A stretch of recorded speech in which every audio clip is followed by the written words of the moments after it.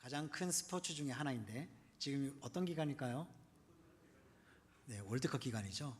근데 월드컵이 예전만큼 뜨거운 것 같지는 않습니다. 저는 개막을 한다고 했을 때 개막 한 줄도 몰랐습니다. 그래서 월드컵이래? 에? 하는 건 알고 있었는데 그게 그날인 줄은 몰랐어요. 그러니까 2002년도에 여기 계신 이제 중년 되신 분들은 어느 정도 알고 계시겠죠. 그때 뜨거운 함성을 질렀던. 그렇게 우리 대한민국이 가장 뜨겁게 애국자가 되는 순간이 또 언제인 줄 아십니까? 그런 스포츠 경기가 막 있을 때 특히나 대한민국 국민들이 애국자가 되는 순간이 있습니다. 바로 올림픽이나 월드컵에서 국가대표팀 경기를 볼 때죠. 근데 지금은 월드컵 기간이 새벽이고 잠도 안 자고 축구 보는 분들도 아마 계실 텐데, 혹시 엊그제 우리 대한민국과 멕시코의 경기가 오전 10시에 있었습니다. 많은 분들이 응원하신 줄로 아는데요. 우리나라가 국민들이 이렇게 막 응원을 하고 이런 문화들, 스포츠 문화를 굉장히 좋아하는데 애국자가 되는 순간은 한일전입니다. 한일전은 가위바위보도 지면 안 된다라는 생각을 대한민국 대다수가 다 가지고 있죠. 저만 그런가요? 일본하고는 가위바위보도 지면 안 된다. 저는 어려서부터 그렇게 들었거든요. 그렇게 생각에 평소에 기도를 한 번도 안 하던 그런 분들도 TV 앞에서는 한일전이 열리면 두 손을 모으고 아주 간절하게 부르짖습니다. 주여, 제발 저 공이 그물망에 꽂히게 하여 주시옵소서. 정말 뜨겁게 기도를 합니다. 그런데 참 안타까운 것은요, 그토록 뜨거웠던 애국심과 간절한 기도가 심판의 종료 휘슬이 울리면 딱 90분 만에 끝이 난다는 겁니다. 그렇잖아요? 오늘 우리가 드리는 이 애국의 예배가 90분짜리 열광을 위한 자리가 아닙니다. 하나님께서는 우리에게 원하시는 참된 애국은 일회성 감정이 아니라 변함없이 이 나라와 민족을 가슴에 품고 기도하는 것입니다. 오늘 본문을 통해서 하나님께서 원하시는 애국이 무엇인지 함께 나눠보고자 합니다. 오늘 애국의 예배를 드리면서 본문 디모데전서 2장 1절부터 6절의 말씀을 중심으로 십자가를 진 피스메이커의 사명이라는 제목으로 말씀을 전하려고 합니다. 자, 교회 다니시는 분들이면 다 아는 본문입니다. 창세기 1장 1절 다 같이 한번 해볼까요? 시작. 태초에 하나님이 천지를 창조하시니라. 아멘. 하나님께서 천지를 창조하시고 보시기에 너무 좋았더라 라고 하셨습니다. 이 천지 만물의 조화와 하나님의 의도하신 모든 일이 단 한치의 오차도 없이 너무나 완벽하고 너무나 아름답게 성취되었을 때 대단히 고조된 감탄사를 사용하시면서 그래 심히 좋았더라 라고 감탄하셨습니다. 이렇게 하나님께서 감탄하실 때 모든 피조물은요 다 질서가 있었습니다. 또한 조화가 있었죠. 모두 다 그 조화로운 창조된 것들이 각자의 자기 역할에 충실하였습니다.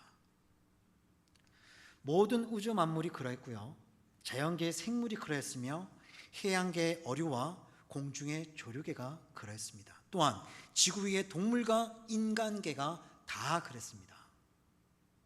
게다가 피조계를 다스리고 정복하는 인간이 하나님 앞에서 바르게 살 때에 하나님은 대단히 만족하셨습니다. 그러나 인간이 하나님을 거스르며 하나님의 의도하심과 전혀 관계없이 탈선하여서 자기의 위치를 지키지 못할 때 하나님께서 너무나 슬퍼하시고 너무나 한탄하셨습니다. 이 말은 이 세상의 주인공이 인간이고 인간이 피조계를 다스리며 정복하고 꾸며 나가야 하는 것인데, 인간이 자기 본분을 잃어버리고 하나님을 거역하고 피조계의 종노릇을 할 때에 하나님은 안타까워하시면서 본래 하나님이 의도하신 뜻대로 피조계의 질서와 아름다움으로 움직여지길 열망하신 것입니다.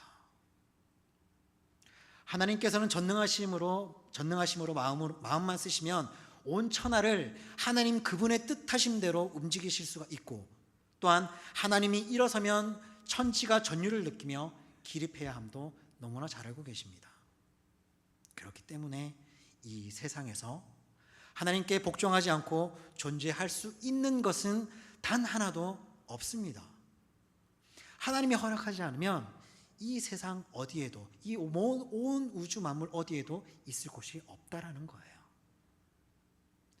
그러나 하나님께서 용사나 마치 히어로 영웅들처럼 온 세계를 혼자 움직이시지 않으시고 피조계의 으뜸이라고 할 수 있는 우리 인간을 붙드시고 인간과 함께 다스려 나가기를 원하시는 것입니다. 이것은 인간에게 허락된 자유의지 혹은 선택의 의지를 잘 선용하시기를 원하신 것입니다. 그럼 우리 인간이 좋은 것을, 하나님이 기뻐하시는 것을 선택하여서 하나님의 의도하심에 우리 인생을 사이클을 맞추면 기뻐하시고, 그렇지 않으면 하나님을 거스르면 하나님께서는 굉장히 슬퍼하시는 것입니다. 결국 하나님께서 원하시는 것은 모든 인류가 예수 그리스도로 말미암아 구원을 받아서 하나님의 의도하신 뜻을 이루는 데 쓰임받는 성도가 되는 것을 원하시는 것입니다. 믿으십니까? 이것은 인간의 욕망과 하나님의 소원이 일치가 되면 그 사람은 경건해지고요, 풍성한 열매를 맺는 것이며 자랑스러운 성도의 모습이 되는 것입니다. 그러나 그렇지 않고 하나님 따로 인간 따로가 되면 하나님도 슬퍼하시고 인간도 슬프고 괴롭고 고통스러운 것입니다. 지구 위에 존재하는 생명체는 나름대로의 바램과 소원들이 다 있죠. 우리도 마찬가지입니다. 심지어는 말 못하는 동물과 식물도 자기의 원하는 바가 있을 겁니다. 나는 햇빛을 좀 더 받고 싶어. 나는 물을 좀 더 줬으면 좋겠어. 나는 좀 더 넓은 평야로 나갔으면 좋겠어. 그런 것들이 있는데, 심지어는 자기의 원하는 바가 다, 모든 만물들이 다 있습니다. 그 생명을 계속 뻗어나가게 하려는 향일성의 소원이 있습니다. 그렇기 때문에 피조계의 왕인 인간은요, 고등동물이기 때문에 1차원의 소원은 잘 먹고 잘 입고 편하게 사는 것을 원합니다. 2차계의 소원으로 누군가에게 인정을 받으려 한다거나 지배하려 한다든가 널리 알려지기를 원한다든가를 원합니다. 또한 3차원의 소원은 커다란 꿈을 갖고 내일의 희망을 말하며 기쁘게 살고 싶고 편안하고 안정되게 살고픈 소원이 있습니다. 마지막 4차원의 소원은 영적으로 내세의 소망을 두고 주님의 사랑 안에서 영생을 누리며 살고 싶은 소원이 있는 것입니다. 이렇게 지구 위의 생명체가 나름대로의 소원하는 바가 있듯이 하나님께서도 우리 인간을 향해서 생명을 통한 소원하시는 바가 있다라는 이야기입니다. 그러나 우리가 원할 때만 하나님, 우리에게 이번에 대학을 가야 돼요. 서울대 가야 됩니다. 서울대 보내주시옵소서. 그러다가 서울대로 못 가면 하나님 제 기도를 들어주시지 않는군요. 하나님은 안 계신가요? 하나님께서도 우리에게 원하시는 게 있고 우리도 하나님께 원하는 것이 있습니다. 그러나 그 두 가지가 잘 통해야 돼요. 우리는 하나님께 원하는 것을 달라고 하면서 정작 우리는 하나님께서 원하신 바를 드리지를 않아요. 그렇기 때문에 하나님이 원하시는 것이 인류를 향한 생명을 통한 소원은 본문 4절인 모든 사람이 구원을 받으며 진리를 아는 데 이르기를 원하신다라고 하십니다. 이 말씀은 온 천하가 다 구원을 받고 하나님께서 허락하신 진리를 깨닫게 되어서 영생의 복을 받기를 원하십니다.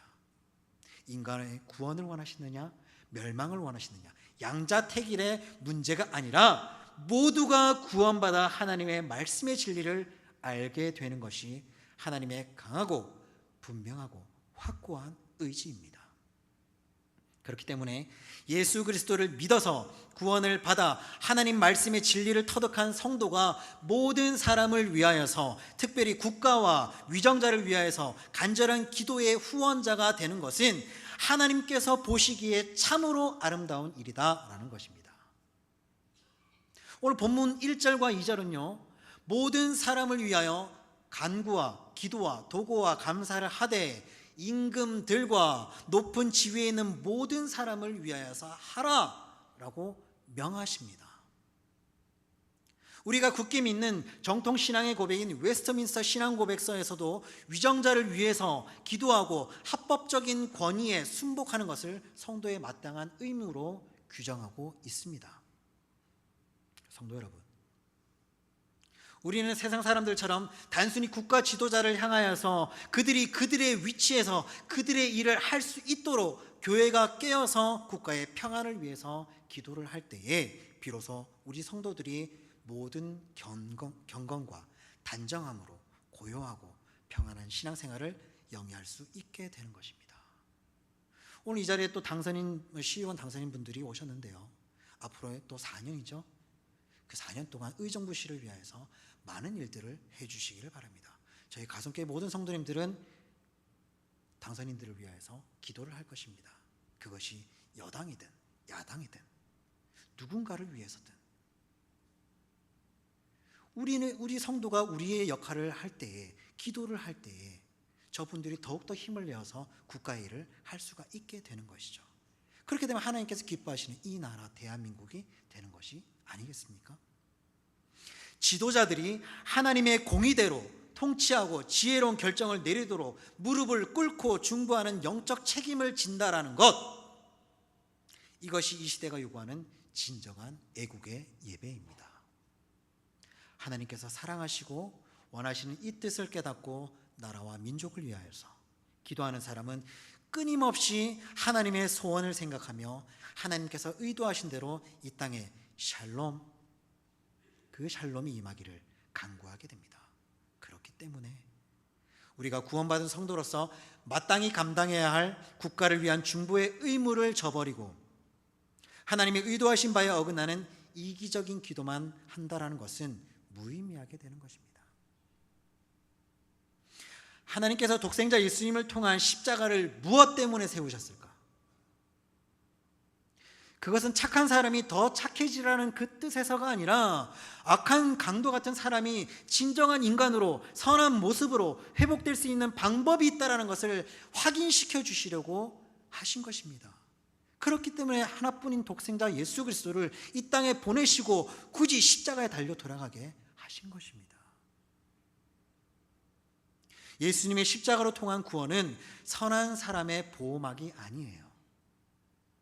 악한 사람들의 인간 회복이고 악한 행위와 습관으로부터 선하고 신령한 습관으로의 변화이며 죄인에게서 의인으로, 악인에게서 선한 사람으로, 고통과 눌림으로부터 해방과 자유가 되도록 그렇게 하는 놀라운 원동력, 그것이 바로 십자가입니다.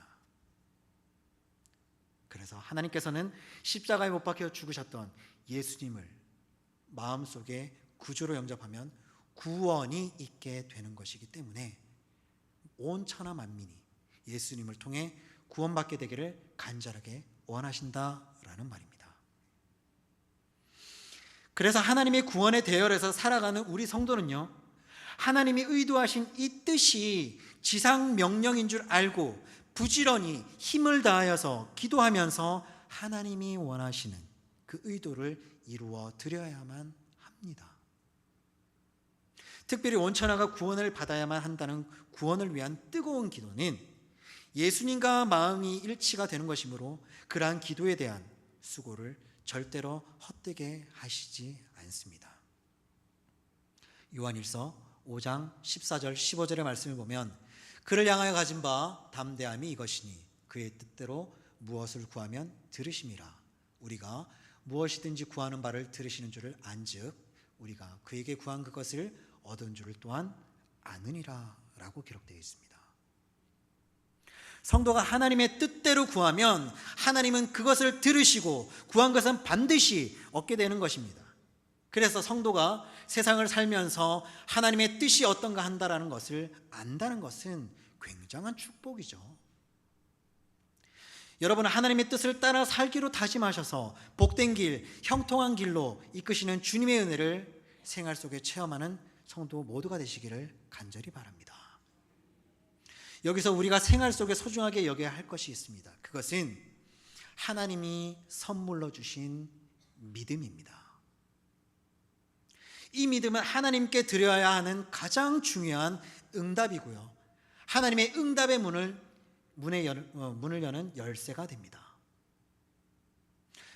하나님께서 원하시는 그 뜻을 모르고 살던 사람이 어느 날 하나님으로부터 생명의 빛을 받고는 매 순간마다 하나님께 믿음으로 응답하고 하나님의 거룩하신 뜻을 아는 생활로 살아간다면 이것이야말로 거룩하고 영적이며 신령한 복이다라고 생각을 합니다.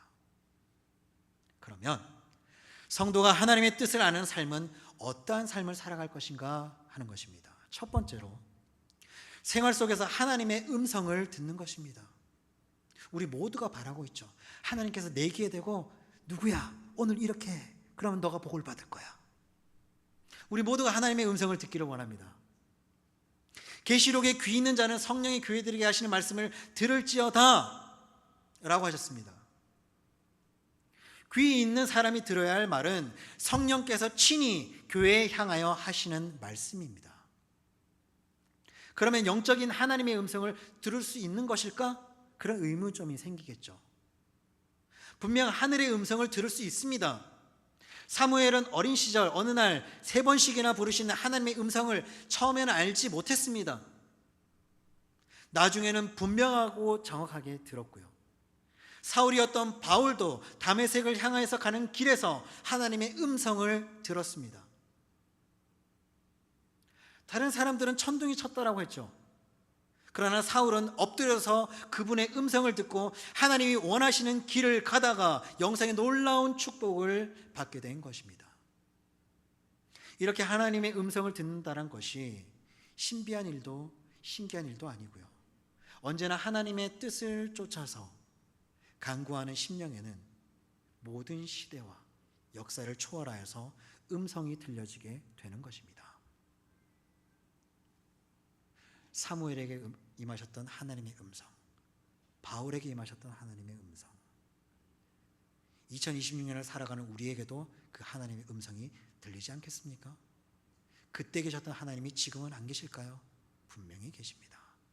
분명히 우리에게도 하나님께서는 말씀을 하십니다.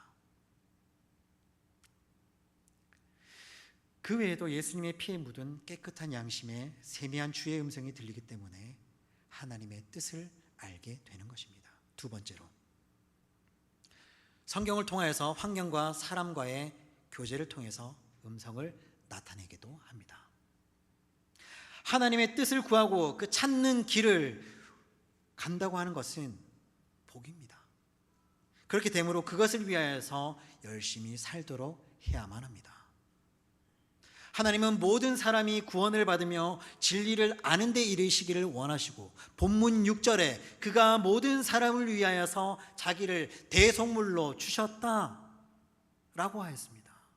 우리는 모든 사람이 구원받도록 기도하고 전도하고 사랑을 펼치는 삶을 살아야 성도로서 굉장히 잘하는 일입니다. 그렇게 살 수 있는 여러분이 되시기를 간절히 소망합니다. 세 번째로 중요한 것은요, 예수님도 이 세상에 오셔서 이것을 원하신다라는 것입니다. 누가복음 12장 49절의 말씀을 보면 내가 불을 땅에 던지러 왔노니 이 불이 이미 붙었으면 내가 무엇을 원하리요? 이미 붙었다면 더 바랄 것이 없다라는 이야기입니다. 여기서 예수님이 말씀을 하시는 불은 성령의 불입니다. 복음의 불입니다. 하늘에서 땅으로 던져진 불입니다. 그렇기 때문에 이 성령의 복음의 불이 활활 타오르면 무엇을 더 바라겠느냐라는 것입니다. 예레미야 5장 14절의 말씀을 보면 내가 내 입에 있는 나의 말을 불이 되게 하고 이 백성을 나무가 되게 하여 불사르리라 하셨습니다.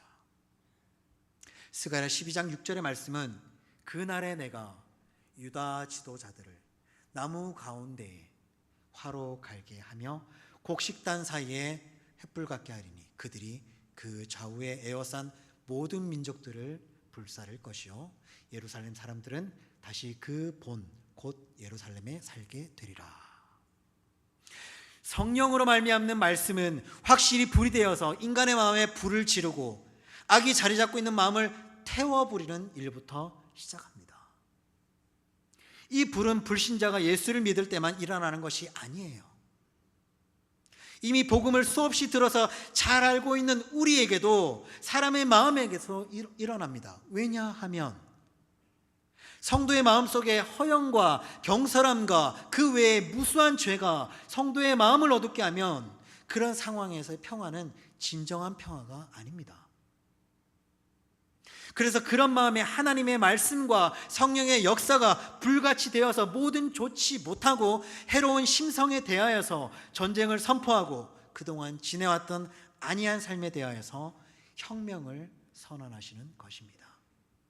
이 말은 불이란 그 불의 속성이 모든 것을 파고 들어가서 모두 태워버리고 무섭고 파괴적인 힘이 있듯이 하나님의 말씀이 사람의 심령에 들어가 하시는 직무가 더러운 것, 가증한 것, 추한 모든 죄악과 영적으로 무감각하고 안이함에 대하여 모두 다 태워버리는 것입니다. 그리고 불이 우리를 따뜻하게 하고 집안을 밝게 하는 것처럼 우리 마음을 환하게 밝혀주시고 삶의 방향이 확실해지게 해주시고 넉넉하고 훈훈하여서 위로를 얻게 하시는 것도 말씀이 우리 마음속에 들어와서 온갖 더러운 해롭고 악한 것들을 태워 없애는 것에서부터 시작이 됩니다. 이렇게 복음과 성령의 불이 사람의 심령을 태우고 있다면 예수님이 무엇을 더 원할 것이 있겠느냐 하는 것입니다. 그것이 되지 않기 때문에 예수님께서 이 땅에 오신 것이고 십자가를 지신 것이고 십자가에서 달려 돌아가신 것입니다. 네 번째로 복음과 성령의 불은 사람의 마음속만 태우는 것이 아니라 세상 사람들 속에서도 투쟁을 선언합니다. 복음이 처음부터 끝까지 세상 사람에게 듣기 좋은 말로 일관한다면 사람들이 절대 거절하지는 않았을 것입니다. 하지만 복음과 성령은 세상과 타협할 줄 모르고 사람들에게 결단을 요구하면서 몸과 마음의 모든 것을 바치고 십자가를 지고 예수를 따르라고 강력하게 요구하고 있는 것이므로 사람들이 거부감을 갖는 것은 당연하죠. 그러나 복음의 이러한 요구는 마음속의 복음을 받아들여서 성령의 불로서 새롭게 거듭나기를 요구하는 것입니다. 예수님의 이러한 불이 계속하여 타오르며 번져가기를 원하고 계신 것입니다. 우리의 심령의 태움을 입고 하나님의 사람들이 세계 각 처에서 매일같이 생겨나기를 원하고 계신다라는 것입니다.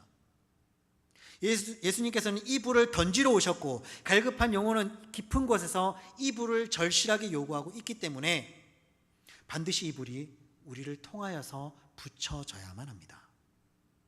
그러한 의미에서 하나님의 소원은 이미 결론이 났고 이 소원은 반드시 이루어져야 할 것입니다. 그게 뭘까요? 이 말은 하나님의 소원은 모든 사람이 구원을 받고 진리를 아는 데 이르기를 원하시는 것이고 예수님의 소원은 땅에 던진 불이 계속 타오르기를 원하시는 것입니다.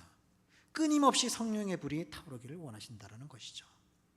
결국 하나님이 원하시는 것은 전도하는 것이고 그 영혼들이 우리 주 예수 그리스도 안에서 새롭게 되는 것이며 성숙하여서 하나님의 뜻을 이루는 성도가 되길 원하신다라는 것입니다. 우리가 진정으로 이 나라와 민족을 사랑하는 애국의 길도 바로 여기 있습니다. 참된 애국은 단순히 국가의 경제적 번영이나 세상적인 위대함을 구하는 데서 그치지 않습니다. 조국의 영적인 탄압과 아픔을 내 죄인 것처럼 끌어안고 눈물로 기도하는 제사장적 애통함이 우리에게 있어야 합니다. 느헤미야가 무너진 조국 예루살렘의 성벽을 보면서 수일 동안 슬퍼하며 금식하며 기도했던 것처럼 우리 장년 세대가 이 나라의 무너진 영적 성벽을 바라보면서 가슴을 찢고 통회해야만 합니다. 십자가에서 흘리신 주님의 붉은 피가 지금 이 순간에도 분열되고 상처 입은 이 조국의 땅끝을 적시고 있음을 우리의 영혼의 눈으로 보셔야 합니다. 우리가 십자가를 부둥켜 안고 이 민족을 위해서 울지 않는다면 도대체 누가 이 아픈 이 땅을 위하여서 울어주겠습니까? 복음의 불, 성령의 불이 이 한 번 더 땅 곳곳에 정치, 경제, 사회, 문화, 환경, 예술 모든 그것이 가장 위대하고 적극적으로 모든 영역에 타오르도록 기도하는 것, 그런 적극적인 실천이 바로 애국입니다.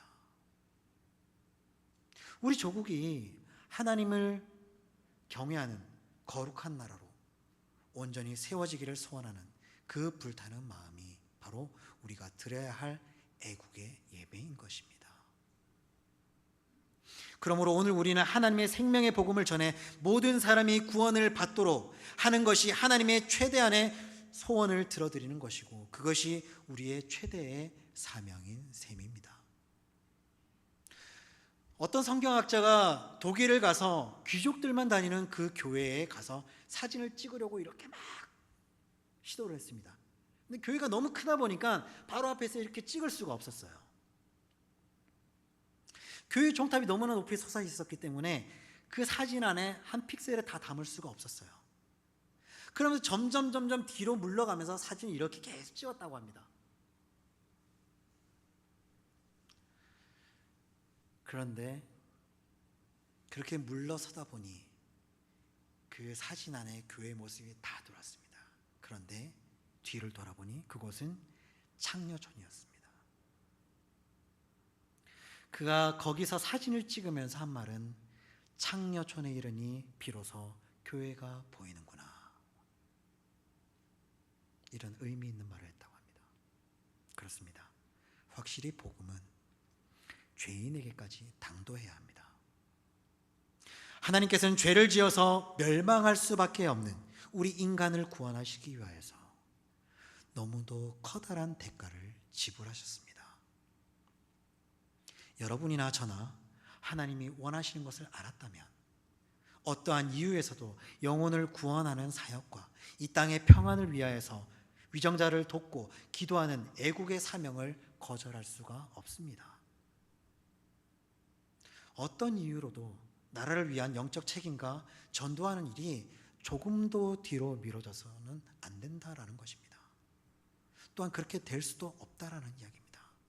모쪼록 여러분은 하나님의 거룩하신 뜻을 받들어 국가 지도자들이, 정치인들이, 위정자들이 하나님의 공의로 통치하도록 기도하는 성숙한 성도가 되시고, 나아가서 천하보다 귀한 생명을 구원하는 데 앞장서서 하나님 아버지의 소원을 꼭 들어드리는 복 있는 성도가 될 수 있기를 바랍니다. 사랑하는 성도 여러분, 오늘 예배당 문을 나서는 우리의 발걸음은 이제 구체적인 삶의 현장으로 향해야 합니다. 진정한 애국은 거창한 구호에 머물지 않습니다. 내가 주어진 일터에서 정직하게 땀을 흘리는 것, 또한 소외되고 병든 이웃에게 먼저 다가가서 따뜻한 예수 그리스도의 사랑을 나누는 것, 바로 그 작은 실천이 이 나라를, 이 대한민국을 살리는 위대한 첫걸음입니다. 분열과 상처로 얼룩진 우리의 사회 속에서 남을 탓하는, 비판하기보다는 내가 먼저 십자가를 지고 용서하는 피스메이커가 되어주시기를 간절히 바랍니다.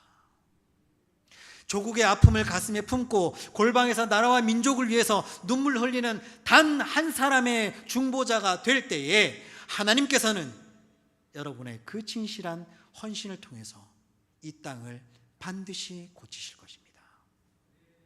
우리 모두가 삶의 자리에서 묵묵히 썩어지는 한 알의 밀알이 되어서 하나님이 가장 원하시는 이 땅의 구원과 샬롬을 일궈내는 감동의 주인공들이 다 될 수 있기를 주님의 이름으로 간절히 축원합니다. 아멘.